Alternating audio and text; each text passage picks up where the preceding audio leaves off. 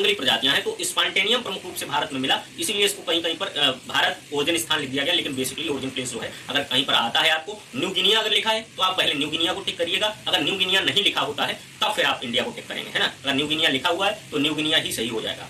अब बात आती है दूसरी कि आखिर में न्यू गिनिया ही इसका ओरिजिन प्लेस क्यों रहा, क्योंकि एक बात हम बता दें कि गन्ना जो है गर्म जलवायु का पौधा है, tropical. Basically sugar cane is a plant of tropical climate, है ना। शुगर कैन जो है गन्ना है, ट्रॉपिकल क्लाइमेट का पौधा है ना। और इसके बाद अगर हम बात करें कि आपने एक चीज एनालिसिस अगर पढ़ा होगा गन्ने के विषय में, तो दक्षिण भारत में कहा जाता है कि गन्ना अधिक होता है अपेक्षाकृत उत्तर भारत के। अगर हम प्रोडक्टिविटी की भी बात करें, उत्पादकता की बात करें, तो उत्पादकता गन्ने की विद्यार्थियों जो है वो तमिलनाडु की अधिक है, हाईएस्ट प्रोडक्टिविटी है। ऐसा क्यों है? ऐसा इसीलिए है कि इसका नेटिव प्लेस जो है, इसका जो है हैबिटेट जो है वो ट्रॉपिकल रीजन है। इंडिया में इसीलिए तमिलनाडु की उत्पादकता अधिक है कि इसका हैबिटेट क्या है, ट्रॉपिकल है। और तमिलनाडु जो है भूमध्य रेखा से बहुत दूर नहीं है, ट्रॉपिकल रीजन में ही आता है, इसीलिए इसका उत्पादन वहां पर अधिक है। अगर हम बर्ड के परिप्रेक्ष्य में भी गन्ना के विषय में विद्यार्थियों बात करें, तो बर्ड के परिप्रेक्ष्य में अगर हम बात करते हैं तो बर्ड में आप आइए कि सबसे ज्यादा उत्पादन इस समय ब्राजील कर रहा है, और Brazil is the most equator country of the bird. Brazil जो है वो विश्व का ऐसा देश है जो इक्वेटर पर ही स्थित है, यानी कि भूमध्य रेखा या विषुवत रेखा पर ही स्थित है। क्यों?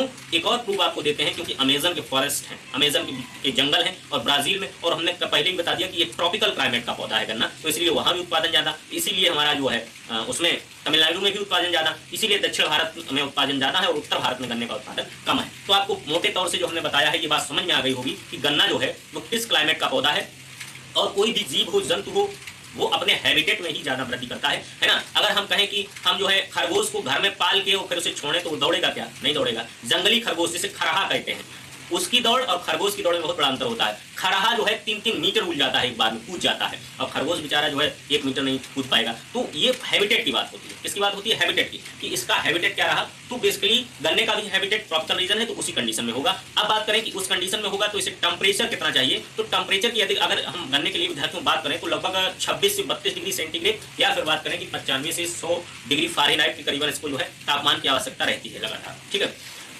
अब एक बात तो ये आती है कि गन्ना आखिर में हम पढ़ा रहे हैं उसका इतना महत्व क्या है, क्यों इतना ज्यादा इसको जो है जोरदारी से पढ़ाया जाता है।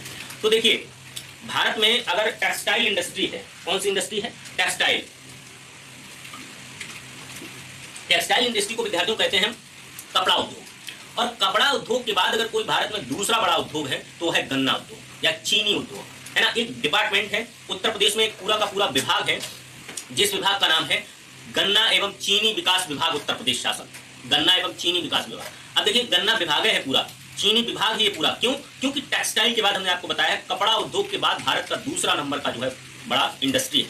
अब देखिए, लगभग 500 के करीबन चीनी मिलें हैं, और बहुत सारी चीनी मिलें जो है इंडिया में कोऑपरेटिव चल रही हैं, और बहुत सारी जो है प्राइवेट भी चीनी मिलें हैं और सरकारी भी चीनी मिलें हैं। तो अगर हम बात करें कि चीनी मिल की बात करें तो सबसे ज्यादा चीनी मिलों की संख्या महाराष्ट्र में है, और दूसरे नंबर पर उत्तर प्रदेश का स्थान आता है। लेकिन अगर हम गन्ना के उत्पादन की पूरे इंडिया में बात करें तो उत्पादन पूरे भारत में सबसे ज्यादा उत्तर प्रदेश का ही है, ठीक है। लेकिन चीनी मिलें कम है, चीनी मिलें जो है आपकी महाराष्ट्र में ज्यादा है, उत्पादन गन्ने का होता है इंडिया में उत्तर प्रदेश में ज्यादा। अब देखिए, टोटल गन्ने का 50% ही गन्ना जो है चीनी मिल में पहुंच पाता है। इस बार कोरोना के कारण जो है सबने जो है सर्वे भी, गन्ने का सर्वे होता है जून जुलाई में भी सर्वे होगा कि कितने आपने लगाया है, कितना गन्ना लगाया है, क्योंकि लगभग अधिशाली गन्ना जो है लगाया जाता है, और अधिशाली गन्ने का ही ज्यादातर जो है हम उपयोग करते हैं कटाई में, है ना, या चीनी मिल भेजने के लिए। तो अधिशाली गन्ना विद्यार्थियों जो है 18 महीने के करीबन में कंप्लीट होता है अधिशाली गन्ना, और एकसाली गन्ना 1 साल में कंप्लीट हो जाता है। तो अधिशाली गन्ना जो है उसकी जो जून जुलाई में लगाया जाएगा, उसके बाद उसकी जो है सर्वेइंग होगी। तो इस बार जो है ऑनलाइन सर्वेइंग हो रही है कि किसने कितना गन्ना लगाया, उसी हिसाब से चीनी मिलें उसका गन्ना जो है लेती हैं। और ये अगर हम बात करें तो 26 से 28% तक का कंट्रीब्यूशन करता है जो एग्रीकल्चर पूरा सेक्टर है उसमें इनकम में, है ना। एग्रीकल्चर की जीडीपी में 26 से 28% तक का योगदान इसलिए रखता है कि गन्ना पे तो सभी आश्रित है। भाई आप मीठा कुछ खाइए तो शक्कर की तो आवश्यकता ही है, चीनी हुआ, गुड़ हुआ, खंडसारी हुआ, सीरा हुआ, एल्कोहल हुआ, आपका क्या क्या चीजें मिलती हैं। देखिए, गन्ने से हम बताएं, चीनी मिली, गुड़ मिला, खांड मिली, सीरा मिला, है ना, सीरा, सिरका मिला, सीरा भी मिला, सिरका भी मिला, एल्कोहल भी मिला, गैसोहॉल बन रहा है। इससे एनर्जी का एक अपर रूप, एक दूसरा रूप तैयार हो रहा है। 80% petrol plus 20% alcohol equal to gasohol, इससे ईंधन बन रहा है और इससे वाहन चल भी रहे हैं। ब्राजील में तो बहुत ज्यादा ये जो है सक्सेस है गैसोहॉल। और बगासे से पेपर बन रहा है, मोटे मोटे पेपर भी बनते हैं इससे, तो इसकी लुगदी होती है जिससे रस निकालने के बाद जो बचता है उससे पेपर भी बनता है। तो देखिए कितने काम हो रहे हैं गन्ने से, है ना, बहुत सारे काम हो रहे हैं। शक्कर भी मिल रही है आपको, खंड भी मिल रहा है, गुड़ भी मिल रहा है, सीरा भी मिल रहा है, गैसोहाल भी मिल रहा है, आपको पेपर भी मिल रहा है, तो बहुत सारी चीजें मिल रही है गन्ने से। तो इसलिए सरकार भी इसमें जो है अपना विशेष योगदान देती रहती है और लगातार जो है इसको एक विभाग ही बना दिया। इसका आयुक्त उत्तर प्रदेश में बैठता है, चीनी एवं गन्ना आयुक्त उत्तर प्रदेश शासन, और इसके सेंटर्स जो उत्तर प्रदेश में है तो हम बता दें आपको, गेंदा सिंह गन्ना अनुसंधान संस्थान सेवरही कुशीनगर में है। गेंदा सिंह जिनकी वैरायटियां अगर निकलती हैं तो उनके आगे को से लगा होता है, जिन प्रजातियों के आगे आपको को से लगा हुआ मिलेगा विद्यार्थियों, को से, वो आपकी गेंदा सिंह ब्रीडिंग इंस्टीट्यूट गन्ने का जो है सेवरही कुशीनगर वहां से निकलती हैं। और आपकी एसबीआई से जो प्रजातियां निकलती हैं यानी कि शुगर कैन ब्रीडिंग इंस्टीट्यूट जो है आपका कोयम्बटूर में है। शुगर कैन ब्रीडिंग इंस्टीट्यूट कहां पर है? कोयम्बटूर में। और यहाँ से जो प्रजातियां आपकी विद्यार्थियों निकलेंगी वो सारी की सारी प्रजातियां जो है वो कोयम्बटूर से होंगी। उनके आगे आप देख लीजिए नाम के आगे को लगा होगा, को का मतलब कोयम्बटूर, और जो कोसा लगा होता है प्रजातियों विद्यार्थियों जो प्रजातियों के आगे कोसा लगा होता है। देखिए को से लगा है तो ये सेवरही गेंदा सिंह गन्ना अनुसंधान संस्थान सेवरही कुशीनगर, ये कुशीनगर वाला है। और अगर हम देखें यहीं पर कुशीनगर है ना, कुशीनगर, और ये कुशीनगर वही है जो देवरिया और गोरखपुर के पास पटरौना जिसे पहले कहा जाता था, प्राचीन नाम इसका है पटरौना और नया नाम जो है इसका कर दिया गया कुशीनगर, ठीक है। और कोसा की अगर हम बात करें, को और सा, कोसा जो लगा हुआ होगा वो प्रजातियां विद्यार्थियों शाहजहांपुर गन्ना अनुसंधान केंद्र से निकाली गई हैं। शाहजहांपुर में भी गन्ना बहुत होता है, तो ये उत्तर प्रदेश के जो है पश्चिमी जिला है शाहजहांपुर, है ना। तो ये यहाँ पर कोसा की प्रजातियां निकलती हैं, जो जिन प्रजातियों के आगे कोसा लगा होता है वो शाहजहांपुर ब्रीडिंग सेंटर से निकाली गई है। और जिनमें कोसे लगा है वो आपकी सेवरही जो गन्ना फार्म है, गेंदन सिंह गन्ना फार्म सेवरही कुशीनगर से निकाली गई है। जिनके आगे केवल को लगा है वो शुगर कैन ब्रीडिंग इंस्टीट्यूट जो है आपका कोयम्बटूर वहां से निकाली गई है। तो तीनों चीजें आपको क्लियर होनी चाहिए कि इस तरीके से प्रजातियां गन्ने की निकाली गई हैं। अब गन्ने की प्रजातियों की अगर बात करें हम विद्यार्थियों, तो आप याद ऐसे तो कर नहीं सकते हैं,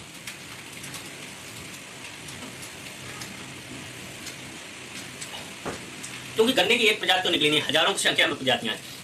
हम कुछ आपको स्पेशलाइजेशन ही प्रजातियों का देंगे, स्पेशल टाइप की ही प्रजातियां बताएंगे, और जैसे बता देंगे ऊसर में उगाने जाने वाली, जल्दी उगाने जाने वाली, रेड राट के प्रति रेसिस्टेंट वैरायटी, सामान्य प्रजातियां, है ना, ज्यादा पानी चाहने वाली कम, इस तरीके से हम जो है 15-20 प्रजातियां लिखाएंगे तो आने लायक है। नहीं तो प्रजातियां आप याद नहीं कर पाएंगे 1000 प्रजातियां, और उससे प्रश्न भी इस तरीके का नहीं पूछा जाता है कि आपसे प्रश्न पूछ दिया जाए आप 1000 याद करते हैं, ऐसा कुछ नहीं होता है, ठीक है। तो विद्यार्थियों हमने गन्ना के विषय में आपको एक ओवरव्यू दिया। देखिए अब इसका बोने का टाइम है। टाइप्स ऑफ क्लासिफिकेशन में अगर हम देखेंगे तो सैक्रम ऑफिसिनेरम है, सैक्रम बारबेरी है, और सैक्रम जो है स्पॉन्टेनियम है, सैक्रम रोबस्टम है, और सैक्रम साइनेंसिस है। तो इतने प्रकार का गन्ना है। अगर हम बात करें इतने टाइप्स का जो गन्ना है, इसके एक क्रोमोसोम नंबर भी चेंज है। और जो सैक्रम ऑफिसिनेरम है ना, मेन रूप से वो उगाया जाता है इंडिया में, प्रमुख रूप से उगाया जाता है। तो ये ऑफिसिनेरम जो विद्यार्थियों इसी को नोवेल कैन कहते हैं। तो ये कहते हैं नोवेल कैन, अगर लिखते आ जाए कि नोवेल कैन कौन है तो सैक्रम ऑफिसिनेरम है। और इसके ऊपर जो है शुगर कैन विजार्ड के नाम से जो जाने जाते हैं वो जाने जाते हैं टी.एस. वेंकटरमन, यानी कि इन्होंने इस पे जो है हाइब्रिडाइजेशन सबसे ज्यादा किया और इसकी नई नई प्रजातियां आई टी.एस. वेंकटरमन में। तो आपको वेंकटरमन के नाम से पता चला होगा कि दक्षिण भारत के ब्रीडर थे। कहाँ के ब्रीडर थे? दक्षिण भारत के ब्रीडर थे। तो इसीलिए टी.एस. वेंकटरमन को शुगर कैन ऑफ विजार्ड कहा जाता है। तो इन्होंने जो है गन्ने की बहुत सारी प्रजातियां दी, इसका हाइब्रिडाइजेशन कराया। और जो ऑफिसिनेरम है उसको हमने बताया था आपको कि नोवेल कैन कहा जाता है। अब देखिए बुवाई अगर हम बात करें गन्ने की तो एक होती है एक साली बुवाई, एक होती है अर्धसाली बुवाई, ठीक है। अब अर्धसाली और एक साली, ठीक है, दोनों में अंतर है। देखिए अर्धसाली जो बुवाई होती है विद्यार्थियों को जून से जुलाई में की जाती है, और एक साली बुवाई में दो चीजें होती हैं, एक तो शरतकालीन बुवाई होती है, एक बसंतकालीन बुवाई होती है। जो शरतकालीन विद्यार्थियों बुवाई होती है वो अक्टूबर से नवंबर में कर दी जाती है। एक इसके साथ चीज और है कि अगर हम गेहूं के साथ गन्ना करना चाहें तो 2:2 के अनुपात में हम गेहूं और गन्ना को कर सकते हैं शरतकालीन गन्ने के साथ, यानी कि 2 रो अगर गन्ने की होंगी तो 2 रो ही आपकी गेहूं की होंगी। तो ये शरतकालीन गन्ना आपका बोया जा सकता है। इसके बाद अगर हम विद्यार्थियों बात करें कि अगर बसंतकालीन गन्ने की बात करें तो बसंतकालीन गन्ना हमारा जो है वो जनवरी से फरवरी के बीच में बोया जाता है। ये देखिए एक साली गन्ने हैं, ठीक है। तो इनका जो टाइम पीरियड है लगभग 1 साल में ये गन्ने जो है पककर तैयार हो जाते हैं। और जो अधिसाली गन्ना है ये हमारा जो है लगभग 18 माह में जो है तैयार होता है पककर, ठीक है। तो हमने आपको बताया कि गन्ने का क्लासिफिकेशन और गन्ने के विषय में जो है हमने बुवाई के विषय में बात बताई। सीड रेट में वही है आपका कि ऊपर वाला है ना, पूछ दिया जाता है कि कौन सा पार्ट बोना चाहिए गन्ने का, तो ऊपर का 1/3 पार्ट जो है उसकी सेट्स होना चाहिए। क्यों होना चाहिए इसका कारण हम आपको बता दें, क्योंकि उसमें ग्लूकोज की मात्रा अधिक होती है ना। ग्लूकोज की मात्रा अधिक होने के कारण जो गन्ने का ऊपर का 1/3 सेट्स है उसी को होना चाहिए। अगर बात की जाए कि अगर गन्ना पक रहा है जिस समय और पकने के समय टेम्परेचर हाई हो जाता है तो गन्ने के ऊपर क्या प्रभाव पड़ता है। अगर विद्यार्थियों हम बात करें तो पकने के समय अगर गन्ने की हम बात करें अगर टेम्परेचर हाई हो जाता है तो जो सुक्रोज शर्करा है गन्ने की विद्यार्थियों वो ग्लूकोज में कन्वर्ट हो जाती है ना। तो ये बहुत बड़ा डिसऑर्डर हो जाता है गन्ने में कि अगर गन्ना पक रहा है जिस समय और पकने के समय अगर हम बात करें कि टेम्परेचर बढ़ जाता है तो टेम्परेचर बढ़ने से एक ये इसमें नुकसान हो जाता है गन्ने में कि सुक्रोज जो गन्ने की थी this is converted to glucose, है ना, ग्लूकोज में कन्वर्टेड हो जाती है। तो इससे हमें उत्पादन नहीं मिल पाएगा। और अगर हम बात करें गन्ने के विषय में तो कितना गन्ना बोना चाहिए 1 हेक्टेयर के लिए, तो बोने के लिए अगर हम बात करें तो विद्यार्थियों 35 से 40 हजार सेट्स जो होती हैं, इसके टुकड़े होते हैं, वो 35 से 40 हजार 2 से 3 आंख वाले टुकड़े जो है उनको हम बो देते हैं 1 हेक्टेयर के लिए, 75 कुंटल या 80 कुंटल गन्ना जो है बो देते हैं। एक और समस्या इसमें ये आती है कि अगर गन्ना बो रहे हैं हम तो बीजोपचार एग्लाल से कर लें, जिससे कि हमारा जो है रेड राट का खतरा होता है, तो वो हमारा जो है पहले से ही कंट्रोल हो जाए। अभी हम सब विस्तार से आपको बताएंगे, फिर भी एक मोटा मोटा हम ओवरव्यू गन्ने का दिए दे रहे हैं। तो इस तरीके से आपको गन्ने को पढ़ना है। अगर हम बुवाई करते हैं तो इसमें बुवाई के भी बहुत तरीके हैं, एल्गिन मेथड है, राइगून मेथड है ना बुवाई का, पारथा मेथड है बुवाई का, फ्लैट मेथड है यानी कि समतल बुवाई है, फरो मेथड है ना, कुंडों में बुवाई है, ट्रेंच मेथड है। देखिए ट्रेंच बहुत ज्यादा पूछा जाता है गन्ने में कि ट्रेंच मेथड क्यों गन्ने में यूज करते हैं बुवाई के लिए। देखिए गन्ना जब आपका बड़ा हो जाएगा, आपने गन्ना लगा दिया बसंत काल में, ठीक है, कोई दिक्कत नहीं, आप सोच रहे हैं कि हमारा गन्ना बड़ा हो रहा है। अगर हम देखें आपका गन्ना तो बढ़ रहा है विद्यार्थियों, लास्ट में क्या होगा, जैसे जून में पानी गिरेगा, जून जुलाई में आपका गन्ना खूब बढ़ रहा था, लेकिन गन्ने में वजन बढ़ा, नीचे आपने कुछ भी सपोर्ट नहीं दिया, अर्थिंग की नहीं, टाइम की नहीं, तो क्या होगा, आपका गन्ना जो है पानी गिरा, उससे मिट्टी हटी, गन्ना आपका पलट जाएगा, लॉजिंग हो जाएगी, LOTGING वाली लॉजिंग नहीं होगी, लॉजिंग हो जाएगी। तो लॉजिंग से आपका नुकसान विद्यार्थियों ये हो जाएगा कि सारा का सारा गन्ना आपका पलट जाएगा, और गन्ना जब पलट जाएगा तो आपका अल्टीमेटली नुकसान, शुगर प्रॉपरली नहीं बनेगी। तो इसलिए ट्रेंच मेथड के द्वारा गन्ना लगाया जाता है। जिन क्षेत्रों में हवा या पानी का ज्यादा जो है प्रभाव रहता है, जैसे coastal region of India, Bharat के समुद्री तटीय क्षेत्र कोस्टल्स होते हैं, जो कोस्टल रीजन होते हैं, वहां पर हवाएं बहुत तेज चलती हैं, हवाएं बहुत स्लो नहीं चलती हैं कोस्टल में। कोस्टल में इतनी तेज हवाएं चलती हैं कि गन्ना अपने आप बिछ जाएगा, लेट जाएगा, अगर आपने बिल्कुल जो है थोड़ा भी उसकी केयर ना की। लगभग 15 सेंटीमीटर मिट्टी चढ़ानी पड़ती है गन्ने में, तब आपका जो है गन्ना जो है प्रॉपर स्टैंड करता है। अगर आपने मिट्टी न चढ़ाई तो आपका गन्ना जो है लेट जाएगा, कोस्टल रीजन में तो 100% लेट जाएगा, ठीक है। तो इसीलिए कुछ लोग फरो मेथड से ही बुवाई कर देते हैं गन्ने की, पूर्ण बनाकर, तो वो और अच्छी होती है, ठीक है। चलिए, तो ये सब गन्ने की पूरी हमने खेती का एक ओवरव्यू आपको दिया कि इस तरीके से। अब इंसेक्ट पेस्ट की अगर बात करें तो विद्यार्थियों इंसेक्ट पेस्ट इसमें बहुत ज्यादा लगता है। अगर देखिए मीठा है, पहली बात तो मीठा है तो फिर कोई बात ही नहीं, उसमें तो लगना ही लगना। खरपतवार नियंत्रण के लिए ज्यादा कुछ हमें नहीं करना पड़ता है, मेट्रिकोजाइन डाल देंगे। और कवि घाघ ने कहा था कि 3 सिंचाई और 13 गोड़, है ना, एक कवि घाघ थे जो एग्रीकल्चर के कवि थे, उन्होंने गन्ने के लिए कहा था कि 3 सिंचाई और 13 जो है 3 सिंचाई 13, अगर 13 बार हम उसकी निकाई कर दें तो फिर देखो गन्ने की पौड़, है ना। 3 सिंचाई और 13 बार अगर हम इसकी जो है निराई कर दें, 13 बार, 3 बार सिंचाई 13 बार निराई कर दें, और उसके बाद फिर आप गन्ने की पेड़ को देखिए, वो अपने आप में जो है विशेष। देखिए जो घाघ कवि थे, इनके लिटरेचर अभी भी विश्वविद्यालयों में उपस्थित है। अगर आप कभी CSA जाने का मौका प्राप्त हो कोरोना काल के बाद, तो आप लाइब्रेरी में जाइएगा, उसमें एक बहुत मोटी किताब लिखी है कवि घाघ की। तो घाघ ने एग्रीकल्चर के विषय में पहले से ही कविताओं के रूप में सब लिख दिया था। जितनी खेती एग्रीकल्चर, जितना भी कृषि की जाती है, जितना भी सॉइल साइंस का, तो कोई साइंस हो, pathology, entomology, genetics, breeding, feeding, सारा कुछ जानते थे घाघ, और सारा दोहा के रूप में उन्होंने जो है पूरी एग्रीकल्चर को लिख दिया। आपको कुछ समझने की जरूरत ही नहीं है, अगर उनके हिसाब से करेंगे तो बिल्कुल कोई दिक्कत नहीं होगी, है ना। पानी कैसा देना चाहिए गन्ने को, तो पानी तो आप जानते ही हैं कि पानी तो खैर बहुत ज्यादा चाहिए होता है गन्ने को, लेकिन फिर भी जो है सबसे क्रिटिकल स्टेज कभी पूछ दी जाती है पानी के लिए, तो फॉर्मेटिव स्टेज होती है, जो बुवाई के हमारे 60 से 130 दिन के बीच रहती है, जिसको हम फॉर्मेटिव स्टेज कहते हैं। तो day after planting 60 to 130 days के बीच की जो स्थिति होती है, उसी को जो है हम गन्ने को फॉर्मेटिव स्टेज गन्ने की कहते हैं, और उसमें पानी बहुत जरूरी हो जाता है। अभी हम इंसेक्ट और पेस्ट की बात कर रहे थे विद्यार्थियों गन्ने में। तो इंसेक्ट पेस्ट में क्या आता है कि इंसेक्ट पेस्ट जो होता है गन्ने का, तो पहले हम पेस्ट की बात करते हैं, तो डिजीज की बात करते हैं। तो डिजीज में अगर रोगों में हम देखते हैं गन्ने का, तो सबसे पहले आता है कि कैंसर, गन्ने का कैंसर, जैसे आदमी का कैंसर होता है ना, वैसे गन्ने का कैंसर है रडराट, लाल सड़न। और लाल सड़न से बचाने के लिए आप अगर गन्ना में घुसे, ऐसे आदमी को ना घुसेरना जो दारू पीता हो, क्योंकि उसमें एल्कोहलिक स्मेल आती है। गन्ने के खेत में अगर कैंसर लगा हुआ है, उसका रेडराट लगा हुआ है, तो एल्कोहलिक स्मेल आती है गन्ने के खेत से, आप समझ जाइए कि इसमें रेडराट लगा है। लेकिन दारू वाले को ही अगर भेज देंगे तो उसे समझ नहीं आएगा कि इसमें जो है एल्कोहल की महक आ रही कि नहीं आ रही, तो जो है उसको नहीं समझ पाएगा, ठीक है। तो ये कैंसर कहलाता है, और इसके लिए एक बहुत फेमस वेरायटी थी, है भी, लेकिन अब कहीं कहीं पर उसको रेस्ट्रिक्ट भी कर रहे हैं। कुछ वैज्ञानिक जो कह रहे हैं कि इस तरीके की वेरायटी न लगाएं, 0238 है।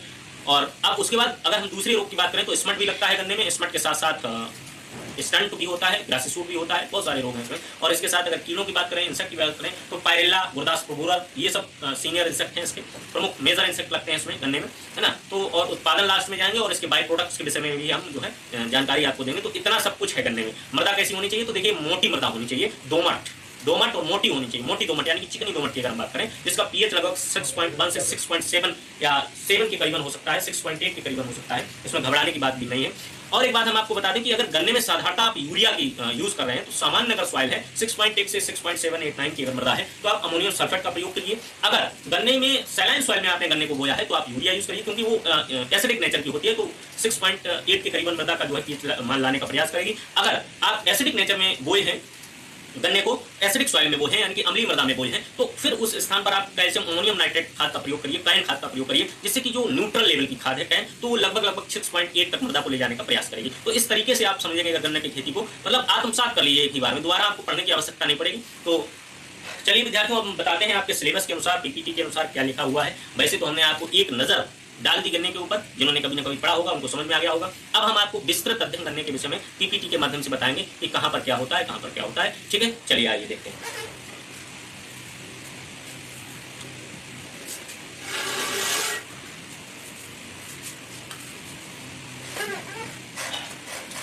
देखिए, हमने बताया था कि साइंटिफिक नेम गन्ने का क्या है, तो साइंटिफिक नेम में हमने बताया था सैक्रम ऑफिसिनेरम। अब देखिए, सैक्रम ऑफिसिनेरम है, इसी को हम विद्यार्थियों कहते हैं नोबल कैन। इसी को क्या कहते हैं? Noble cane. इसी को क्या कहते हैं? नोबल कैन कहते हैं। और विशेष प्रकार का नोबल कैन है ना। इसमें क्रोमोसोम की अगर संख्या की बात करें तो 2n=80 होता है। अलग अलग गन्ने में अलग अलग होता है, जैसे ऑफिसिनेरम में अलग है, बारबेरी में आपका अलग है, और जो है बारबेरी के बाद अगर साइनेंसिस आता है तो उसमें अलग। ठीक है, तो अलग अलग प्रकार के गन्ने में क्रोमोसोम्स की नंबर भी अलग अलग है। अगर हम बारबेरी की बात करें तो 82 to 124 क्रोमोसोम्स होते हैं। ठीक है, तो इस प्रकार से, और फैमिली इसकी देखिए वही है, घास कुल का पौधा है, इसमें फैमिली आपको बताने की आवश्यकता है नहीं, जैसे घास होती है उसी कुल का पौधा है, तो फैमिली आपकी ग्रेमिनी या पोएसी हो जाएगी। ग्रेमिनी पुराना नाम है, पोएसी नया नाम है। देखिए विद्यार्थियों, आप बॉटनी में जो ये फैमिलियां हैं, इनके सूत्र भी बिल्कुल याद रखिएगा कि एंड्रोसियम कितने होते हैं, गाइनोसियम कितने होते हैं, या लाडिक्यूल्स कितने होते हैं, जैसे कोई विशेष परिस्थितियां हैं, है ना, एंडोगाइनोसियम वगैरह, गाइनोसियम वगैरह, ये सब क्लियर होना चाहिए कितना किस फैमिली में होता है, क्योंकि कैटेट की परीक्षा में ये सब बेसिक पॉइंट बहुत ज्यादा पूछे जाते हैं और आपको बिल्कुल कंठस्थ होने चाहिए, है ना। तो गुणसूत्रों की संख्या जो है आपको बताई दी थी हमने, और उत्पत्ति स्थान के विषय में हमने बताया था कि न्यू गिनिया है, न्यू गिनिया, है ना, न्यू गिनिया या न्यू गिनिया कहा जाता है इसे। तो ये जो है ऑस्ट्रेलिया महाद्वीप में आपका पड़ता है। न्यू गिनिया कहाँ पर पड़ता है? ऑस्ट्रेलिया महाद्वीप में है, और इसकी कैपिटल हमने बताया था पोर्ट मॉरिसबे। ठीक है, पोर्ट मॉरिसबे कैपिटल है न्यू गिनिया। तो देखिए, ये सामान्य सा परिचय था गन्ने का, है ना। और अब विद्यार्थियों हम 5 मिनट का रेस्ट करेंगे, इसके बाद जो है दूसरी क्लास आपकी शुरू होगी। ठीक है, और कल संभवतः हम इस क्लास को जो है आप एक बार और रिवाइज करके आइए, आपको मजा हो रहेगा। और हम संभवतः इसको जो है चाहे 1.25 घंटे की क्लास हो, चाहे 1.5 घंटे की हो जाए कल, लेकिन इस क्लास को जो है हम कल समाप्त कर देंगे। आप बिल्कुल मजबूत होकर आइए, बहुत मजा आएगा इस क्लास को पढ़ने में। पूरा का पूरा गन्ना आपको यहीं पर याद करके हम भेजेंगे। अभी हमने आपको बताया जितना भी, एक बार हमने फ्रेम बनाया गन्ने का, स्ट्रक्चर किस प्रकार का है गन्ना और इसमें क्या क्या हमको पढ़ना है। तो वनस्पतिक नाम आपको याद हो गया होगा, सेकंड। चलिए विद्यार्थियों, हम बता रहे थे आपको थोड़ा जो है समस्या हो रही है, आज आपकी व्यवस्था हो रही है ना, लाइट की व्यवस्था की जा रही है, अरेंजमेंट किया जा रहा है। अब आपकी अगर लाइट चली जाएगी तो उस वजह से क्लास आज पूरा सेटअप लग रहा है, तो उसमें थोड़ा टेक्निकली प्रॉब्लम आ रही है ना, तो इसी वजह से थोड़ा आपका आज क्लास डिस्टर्ब हो रहा होगा। ठीक है, फिर भी हम बता रहे थे आपको कि वनस्पतिक नाम अगर हम देखते हैं कैन का, तो सैक्रम ऑफिसिनेरम है, फैमिली आपकी ग्रेमिनी या पोएसी है, गुणसूत्रों की संख्या 2n=82 है, और अगर हम उत्पत्ति स्थान की बात करते हैं तो न्यू गिनिया इसका ओरिजिन प्लेस है। ठीक है, इसके विषय में सारा हम विस्तृत से आपको जो है बता चुके। चलिए आगे अगर हम बात करते हैं विद्यार्थियों, तो आगे गन्ना में अगला हम अगर देखेंगे, अगला पीपीटी के विषय में देखेंगे, तो देखिए इसमें एरिया वाइज बात होगी, इसमें पॉइंट वाइज बात होगी, कैसा पौधा है, कौन से एरिया का पौधा है ना, किस क्षेत्र में कम होता है, किस क्षेत्र में अधिक होता है ना, तो सारी की सारी इसमें बातें होंगी। तो हम आगे देखते हैं। देखिए हमारे पास लिखा हुआ है कि भारत में कपड़ा उद्योग के बाद गन्ना और चीनी उद्योग, ये है ना, हमने कहा कभी कभी ऐसे प्रयोग के साथ मात्राएं वगैरह आपकी गलत हो सकती है ना। लिखा हुआ है भारत में कपड़ा उद्योग के बाद गन्ना और चीनी उद्योग का दूसरा स्थान। देखिए हमने बताया था after textile industry, textile industry के बाद जो इसका गन्ना उद्योग है, इसका भारत में जो है दूसरा स्थान है टेक्सटाइल इंडस्ट्री के बाद, तो ये भी आपको याद रखना है। इसके बाद है आपका जो है गन्ना से चीनी। देखिए क्या क्या बनेगा, चीनी बनेगा, गुड़ बनेगा, खांड बनेगी, सीरा बनेगा, इत्यादि वस्तुओं का निर्माण होता है। कागज भी हम बना सकते हैं, गैसो हाल भी हम इससे बना सकते हैं अगर आपको लिखना चाहें।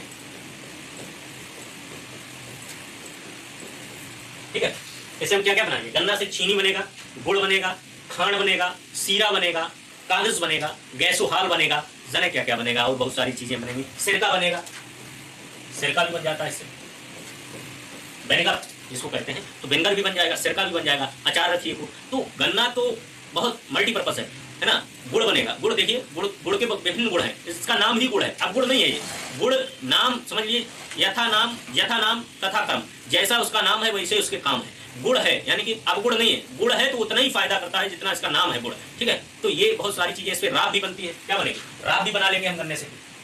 देखिए कितनी चीजें बन गई, चीनी बन गया, गुड़ बन गया, खांड बन गया, राब बन गया, सीरा बन गया, सिरका बन गया, कागज बन गया, गैसोहाल बन गया, और क्या क्या आपको चाहिए बताइए। इतनी सारी चीजें तो गन्ने से बनी गई। अब किसी का घर तो थोड़े लेनी है एक फसल से, है ना, तो बहुत सारी चीजें गन्ने से बन गई। अब देखिए गैसोहाल क्या है। गैसोहाल अगर कुछ लोग ना समझ पा रहे हो तो 80% पेट्रोल और 20% जो है एल्कोहल, और ये एल्कोहल गन्ने से हमें मिल रहा है। ये 80% क्या है, पेट्रोल। अब इससे जो है पेट्रोल मिलाकर ब्राजील में बहुत वाहन चल रहे हैं, तो ये गैसोहाल कहलाता है इसको मिलाकर। अब देखिए 20% पेट्रोल की बचत हो रही है ना, तो ये किससे हो रही है, गन्ना से हो रही है। यानी कि पेट्रोल हमारा डेली 20% बच रहा है, यानी कि हर 5वें दिन में 1 दिन का पेट्रोल बच जा रहा है गन्ने से। बताइए इससे अच्छा क्या हो सकता है और आपका, है ना। तो इसी को कहते हैं गैसोहाल, यानी कि पेट्रोल प्लस एल्कोहल मिला। ठीक है, चलिए अब अगली बात हम लास्ट स्टेप इसमें करने जा रहे हैं। विश्व में गन्ने का सर्वाधिक उत्पादन ब्राजील में होता है, परंतु उत्पादकता के अनुसार जो है पेरू राज्य या देश, है ना, पेरू देश का स्थान जो है प्रथम है। इसका स्थान प्रथम है, पेरू देश का स्थान प्रथम है। अब सुगर बाल के रूप में अगर हम बात करें तो क्यूबा जाना जाता है, यानी कि जो है कटोरा, चीनी का कटोरा।